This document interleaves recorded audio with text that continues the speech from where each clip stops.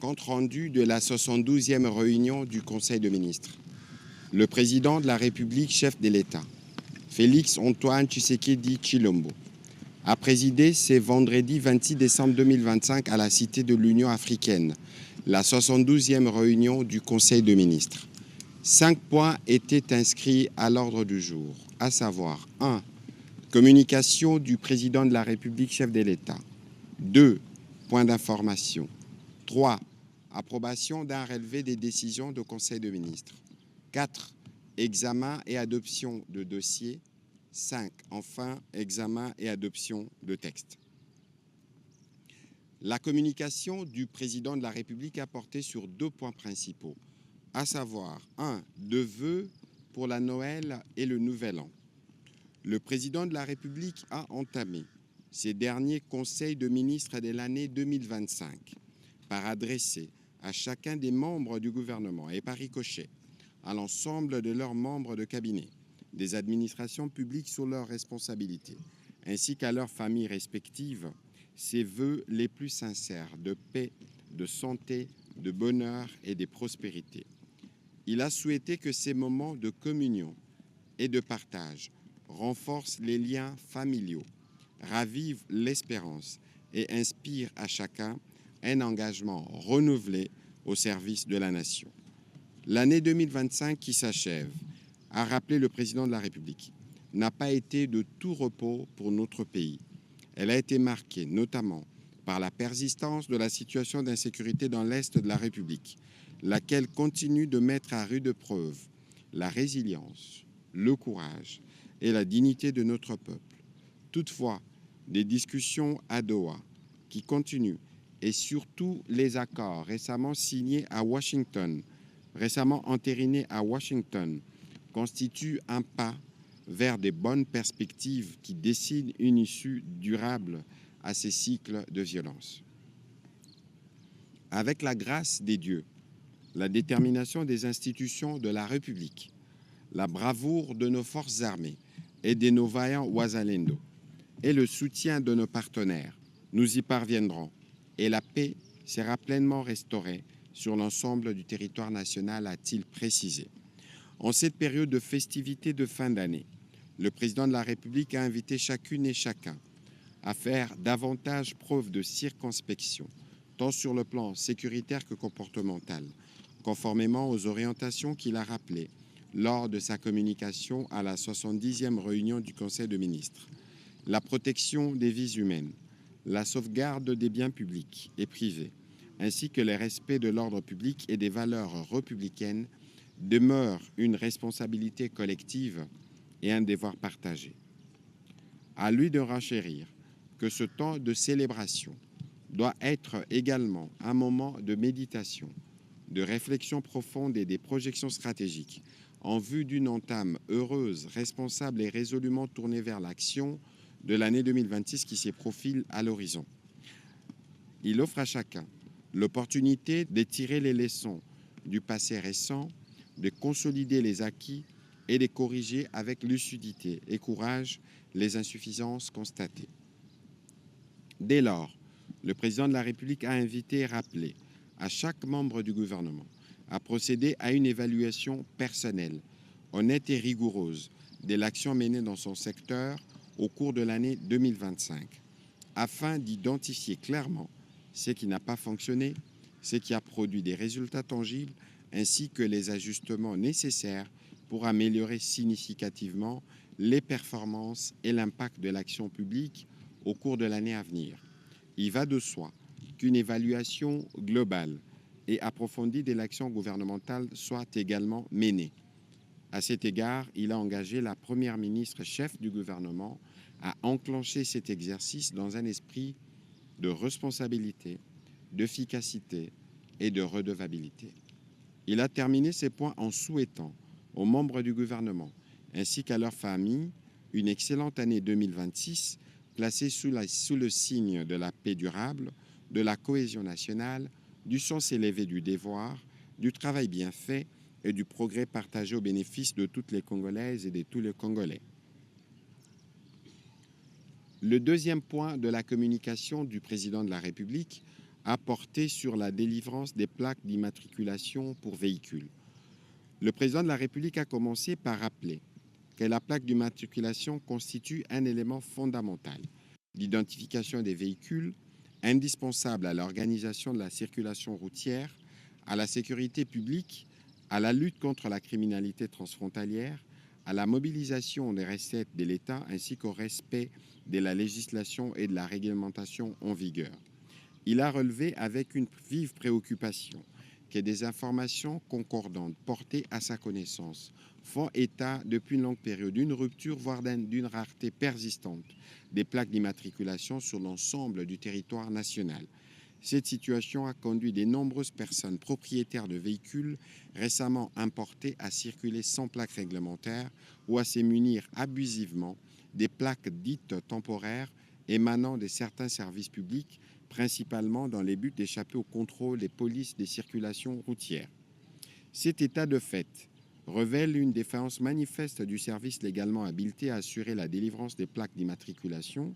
Il engendre de conséquences graves et inacceptables, notamment l'atteinte à l'autorité de l'État et au respect de l'ordre public, la multiplication des fraudes et des usagers irréguliers des plaques non conformes, la difficulté d'identification des véhicules impliqués dans des infractions, des accidents ou des actes criminels, des pertes significatives des recettes pour le trésor public, une insécurité accrue sur les routes et une dégradation de la gouvernance administrative dans les secteurs de transport. Face à cette situation, le président de la République a instruit formellement le ministre des Finances, en étroite collaboration avec l'ensemble des ministères et services publics concernés, de prendre sans délai toutes les mesures nécessaires afin de mettre un terme définitif à la rupture des plaques d'immatriculation sur toute l'étendue du territoire national. Il les a invités en outre à réfléchir et à proposer un mécanisme adéquat et sécurisé visant à intégrer la délivrance des plaques d'immatriculation dans le processus des dédouanements des véhicules, de sorte que tout véhicule importé soit directement immatriculé dès son premier poste d'entrée sur le territoire national. Ces mécanismes devront garantir la traçabilité, la transparence et la sécurisation complète du circuit des délivrances des plaques en vue de prévenir toute fraude ou manipulation. Un rapport détaillé, assorti des propositions concrètes, d'un calendrier de mise en œuvre et des responsabilités clairement établies, est attendu à ces sujets au plus tard au cours de la deuxième quinzaine du mois de janvier 2026. Dans la suite de la communication du président de la République, la première ministre chef du gouvernement est revenue sur l'efficacité de l'action gouvernementale. En cette période qui consacre le passage d'une année à une autre, avec des défis de divers ordres en perspective, elle a rappelé les différentes instructions du président de la République émises lors de 70e et 71e réunions du Conseil des ministres et de mentionner de nouveau à tous les membres du gouvernement un principe fondamental, celui de la cohérence, de l'efficacité et de l'impact de l'action gouvernementale. Et cela dépend, a-t-elle martelé, de notre capacité collective à travailler autour d'une vision commune et des priorités partagées, prenant en compte les grands axes du Programme national stratégique de développement 2024-2028, ainsi que des 6 engagements du mandat du président de la République. Le programme d'action du gouvernement demeure la boussole exclusive de toute action publique. Il n'est pas un simple document de référence, mais il constitue un véritable cadre d'engagement politique et opérationnel qui doit guider sans exception l'ensemble de nos politiques sectorielles. À cet égard, la Première ministre a rappelé à chaque membre du gouvernement la nécessité de s'approprier pleinement les grands programmes et projets structurants en cours, notamment le programme de développement local de 145 territoires, le projet compact de résilience qui constitue un levier transversal des stabilisations, de relance et des transformations. Ces programmes ne sont pas portés par un ministère en particulier, ils engagent l'ensemble du gouvernement et doivent être intégrés de manière explicite et opérationnelle dans chaque politique sectorielle. La Première ministre a insisté sur un point essentiel Chaque ministre est comptable des assignations lui confiées. Les actions engagées doivent être prioritairement orientées vers l'atteinte des résultats définis dans le cadre de performance avec une exigence accrue d'impact, de suivi et de redevabilité. Dans cette perspective, elle a demandé à chaque membre du gouvernement de lui transmettre dès les débuts de l'année 2026 une feuille de route sectorielle annuelle qui devra impérativement comporter les priorités du ministère pour l'année 2026, alignées sur le programme d'action du gouvernement et les programmes structurants en cours, les actions prioritaires concourant directement à l'atteinte des résultats attendus, un plan de financement indicatif précisant les besoins budgétaires et les sources des financements envisagés. Ces feuilles de route seront examinées par les ministres du Budget et des Finances et devront servir de base de référence en rapport avec la loi des finances 2026 lors de l'élaboration du plan des trésoreries et du plan d'engagement budgétaire du premier trimestre 2026. Cette démarche vise à renforcer la discipline collective, à améliorer la coordination interministérielle et à garantir une utilisation efficace et stratégique des ressources publiques dans l'intérêt supérieur de la nation. La Première ministre a dit compter sur l'engagement, la rigueur et le sens de responsabilité de chacun pour traduire ces orientations en résultats concrets au bénéfice de nos populations. Sur un autre volet, elle a évoqué des mesures consécutives aux graves accidents de circulation sur nos routes. Des informations à sa possession font état de plusieurs accidents à la base de la perte de vies humaines et des biens. En ces circonstances particulièrement douloureuses, elle a, au nom du gouvernement et au sien propre, exprimé notre compassion à tous les compatriotes victimes de ces faits tragiques en cette période de fêtes de fin d'année. Nos condoléances les plus attristées aux familles endeuillées et solidarité aux blessés à qui elle a souhaité, au nom du gouvernement, un prompt rétablissement. C'est dans ces mêmes registres qu'elle a été informée, avec une profonde consternation, du grave accident de circulation survenu lundi dans la soirée à Kinshasa sur la route Elenguessa dans la commune de Selembao, où plusieurs compatriotes ont été touchés. Cette situation rappelle une fois de plus l'impérieuse nécessité du respect strict des règles de sécurité routière ainsi que la responsabilité collective de l'ensemble des acteurs impliqués dans la prévention des accidents de circulation. La Première ministre a réitéré, comme elle avait récemment souligné à la suite de l'accident survenu vers Grand-Malik à Kinshasa, que la préservation de la vie humaine demeure une priorité absolue de l'action publique, conformément aux piliers du programme d'action du gouvernement, qui place la protection et la sécurité de la population au cœur de l'engagement de l'État. À cet fait, elle a instruit le vice-premier ministre, ministre de l'Intérieur, celui de Transport, ainsi que celui de Travaux publics, de prendre chacun en ce qui le concerne toutes les dispositions nécessaires afin d'établir toute la lumière sur les circonstances de ces drames et de renforcer les mesures de prévention ainsi que des sécurisations sur les axes routiers stratégiques de la ville de Kinshasa et de l'ensemble des provinces du territoire national. Au deuxième chapitre du Conseil de ministres de ce jour, relatif aux points d'information, État et administration du territoire, le vice-premier ministre, ministre de l'Intérieur, a présenté au Conseil le rapport sur l'état de l'administration du territoire et l'administration du territoire national. Au cours de la semaine qui s'achève, l'état d'esprit de la population a été notamment marqué par des inquiétudes de la population dans les zones sous contrôle des RDF M23, les obligeant à manifester contre leur gré en faveur de leur présence après avoir annoncé leur retrait. La dégradation de la situation humanitaire des compatriotes déplacés à la suite de l'occupation rwandaise de la ville d'Uvira et ces réfugiés au Burundi en Tanzanie. La satisfaction de la population en général et de tous les sportifs congolais à la suite de la victoire de l'équipe nationale Les Léopards qui a gagné leur premier duel face à l'équipe du Bénin dans le cadre de la Coupe d'Afrique des Nations. Au plan politique, il a fait mention de la mise en œuvre des mécanismes de stabilisation des institutions provinciales qui a entraîné une accalmie relative au sein des assemblées provinciales et exécutifs provinciaux, en dépit de quelques cas d'instabilité, notamment dans le Maniema, le Haut-Lomami, le Sud-Ubangi et le Congo central. À l'approche des festivités des fins d'année, le vice-premier ministre de l'Intérieur a informé le Conseil de la réunion de sécurité qu'il a tenue le 23 décembre 2025 avec la police nationale congolaise pour redoubler les mesures d'intensification de l'opération Ndobo afin de garantir la sécurité de la population et parer contre la recrudescence de la criminalité urbaine. Ces dispositions sécuritaires consistent au déploiement de patrouilles mixtes police-armée, au renforcement de la régulation de la circulation routière. Il a terminé son rapport par la situation aux frontières après avoir fait état des cas de sinistres et des catastrophes enregistrés au cours de la semaine qui s'est achevée. Toujours sur ces chapitres sécuritaires, le vice-premier ministre de la Défense nationale a fait le point de la situation opérationnelle spécifiquement dans les provinces du Nord et du Sud Kivu, où les forces armées de la République démocratique du Congo restent vigilantes et tiennent leur position face à l'ennemi. En ce qui concerne l'Ituri, le point a été fait sur les opérations qui se poursuivent contre les milices RP-Zaïre, Codeco et FRPI.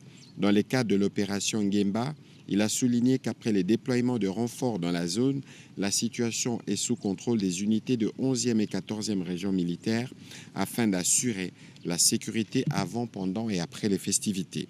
Le vice-premier ministre de la Défense nationale a rassuré de la détermination de forces armées de la République démocratique du Congo à défendre la patrie, rétablir l'autorité de l'État et à assurer la sécurité de nos populations.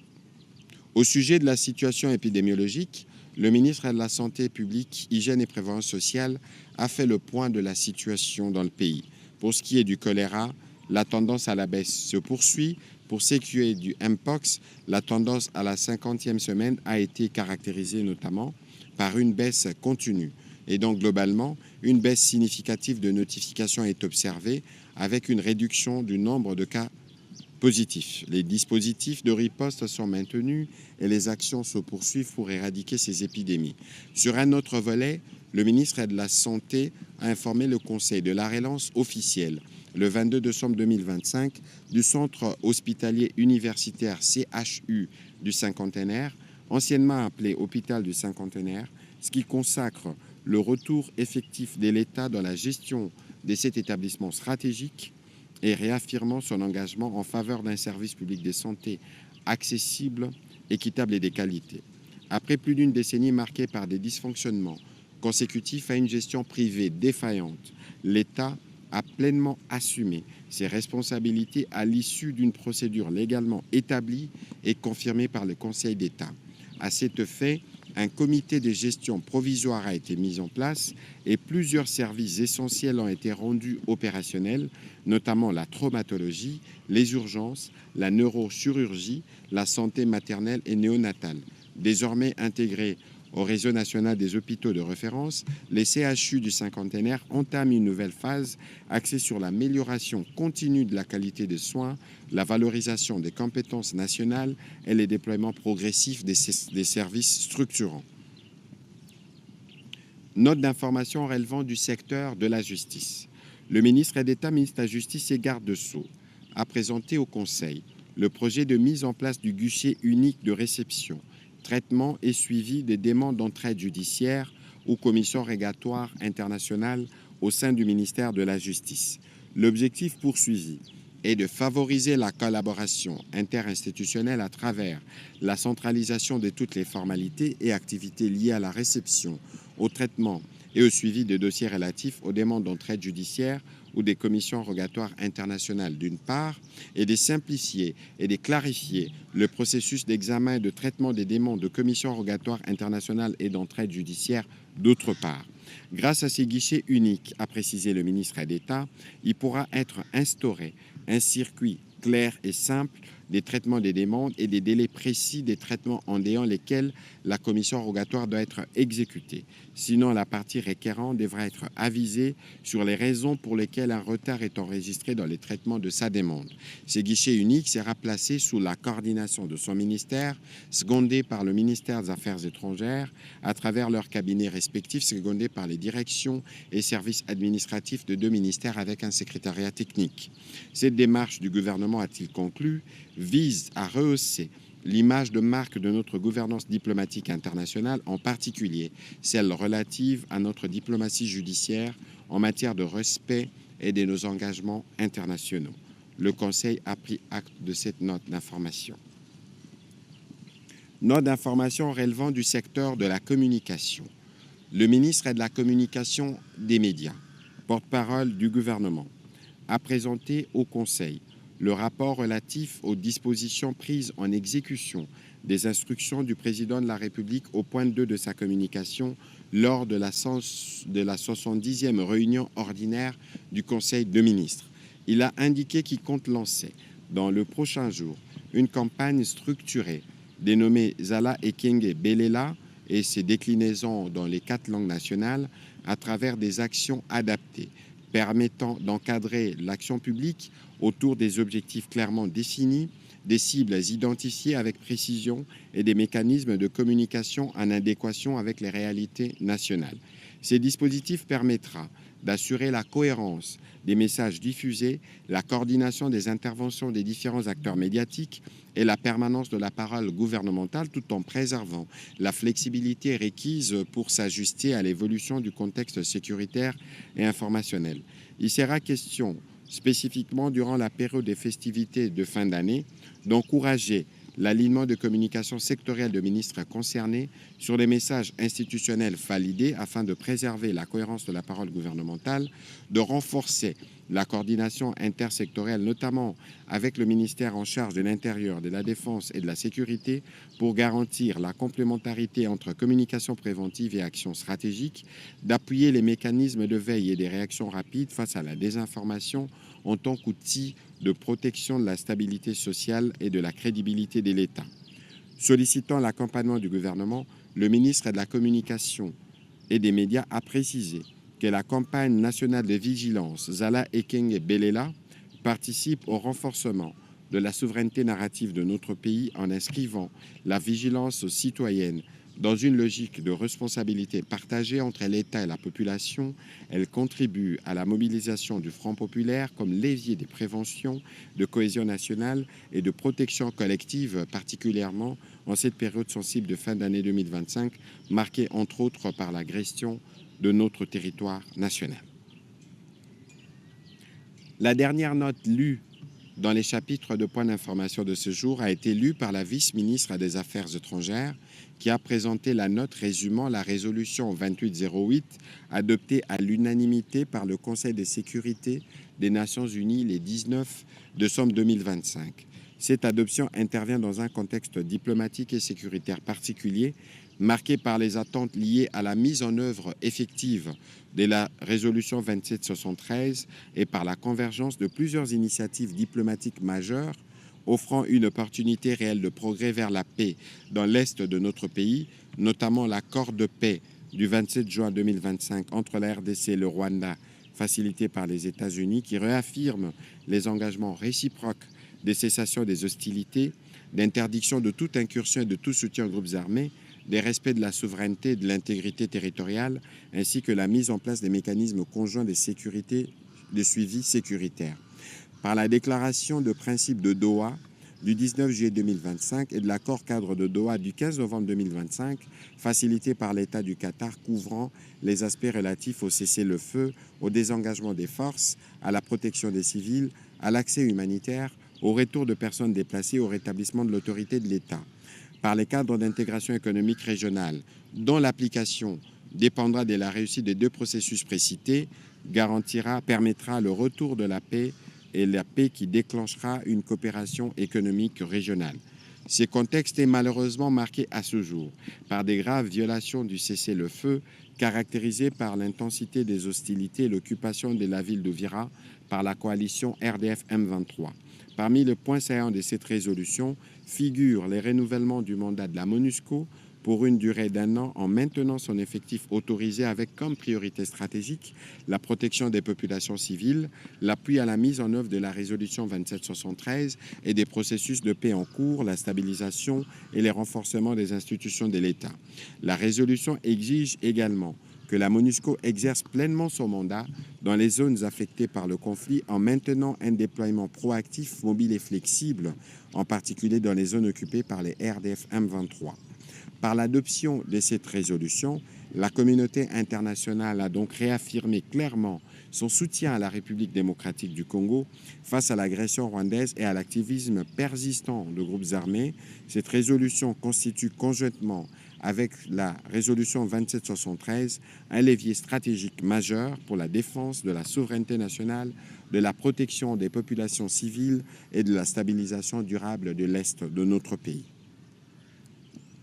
Au troisième chapitre du Conseil de ministres de ce jour, relatif à l'examen et à l'approbation d'un relevé des décisions, les membres du Conseil ont approuvé le relevé des décisions prises lors de la 71e réunion ordinaire du Conseil de ministres du vendredi 19 décembre 2025.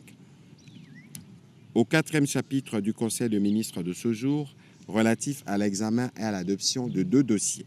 Le premier dossier a été présenté par la ministre de l'Environnement et qui portait sur le programme de foresterie dénommé La Forêt, c'est nous. Ce programme, a-t-elle indiqué, traduit la vision du président de la République, celle de restaurer 8 millions d'hectares de forêts dégradées, soit à peu près 5 milliards d'arbres à l'horizon 2030, répond à ces défis en proposant une action nationale réfléchie, structurée et innovante, intégrant les dimensions écologiques, sociales et économiques. Il vise à assurer la pérennité des forêts congolaises et à améliorer les conditions de vie de communautés rurales et des autochtones et à créer la cohérence avec le développement du marché carbone de la République démocratique du Congo. La mise en œuvre se fera par une approche différenciée selon les zones agroécologiques des 145 territoires, avec un cycle opérationnel allant de la production des semences locales jusqu'au suivi statistique et contrôle de qualité. Pour réaliser les 13 axes prioritaires d'intervention, il sera mis en place une bonne coordination avec la collaboration du ministère du Plan. La synergie entre les actions et les acteurs sera recherchée pour plus d'efficacité. Cette approche territorialisée permet de prendre en compte la diversité agroécologique du pays. Elle garantit l'inclusion de toutes les communautés locales et autochtones dans les processus, favorise une meilleure appropriation et renforce la légitimité du programme au niveau villageois, sectoriel et territorial. Après débat et délibération, ce dossier a été adopté. Dossier relevant du secteur des ressources hydrauliques et de l'électricité. Le ministre des Ressources hydrauliques et électricité a pour sa part soumis au Conseil les dossiers portant sur la politique nationale du service public de l'eau pour examen et approbation. Il a expliqué que la PNSPE constitue l'ensemble des actions comprenant la production, le transport et la distribution de l'eau potable à la population afin de répondre à l'obligation constitutionnelle d'assurer à la population l'accès universel à l'eau potable. Elle apporte la clarification nécessaire sur les attributions de tous les acteurs impliqués dans ces secteurs. La PNSP poursuit 2 objectifs globaux: améliorer la gouvernance du service public de l'eau, atteindre un accès universel à l'eau d'ici 2035 à 90% en zone urbaine et à 70% en zone rurale. Son financement sera assuré par le Fonds national de l'eau à créer et dont les ressources proviendront notamment du budget de l'État, des redevances générées par les différents usagers de l'eau, les contributions des partenaires du gouvernement, la capitalisation du financement climatique et les financements du secteur privé à travers les PPP. Il s'agit d'un signal politique qui traduit notamment un engagement fort du gouvernement à répondre aux besoins de base de la population en matière d'accès à une eau de qualité et en quantité suffisante, et la réponse du gouvernement à la nécessité de disposer d'un cadre cohérent et régulé pour attirer les investissements publics et privés à travers notamment l'opérationnalisation de l'autorité des régulations des services publics de l'eau ARSPE qui veillera sur une tarification économiquement viable. Pour conclure, le ministre des Ressources hydrauliques et électricité a précisé que la PNSPE dotera notre pays d'un instrument stratégique et fédérateur de tous les efforts pour relever les défis de l'accès universel à l'eau potable, accélérer la réduction de la pauvreté et soutenir le développement durable du pays. Après débat et délibération, le Conseil a aussi adopté ces dossiers. Au dernier chapitre du Conseil de ministres de ce jour, relatif à l'examen et à l'adoption de textes Un texte a été soumis. Il s'agit du projet d'ordonnance-loi présenté par le ministre d'État, ministre de la Justice et garde des Sceaux, portant autorisation de la prorogation de l'état de siège dans les provinces de l'Ituri et du Nord Kivu pour une période de 15 jours prenant cours le 2 janvier 2026. Après débat et délibération, le Conseil a adopté ces projets d'ordonnance-loi. Commencé à 14h57, la réunion du Conseil de ministres a pris fin à 16h37. Je vous remercie.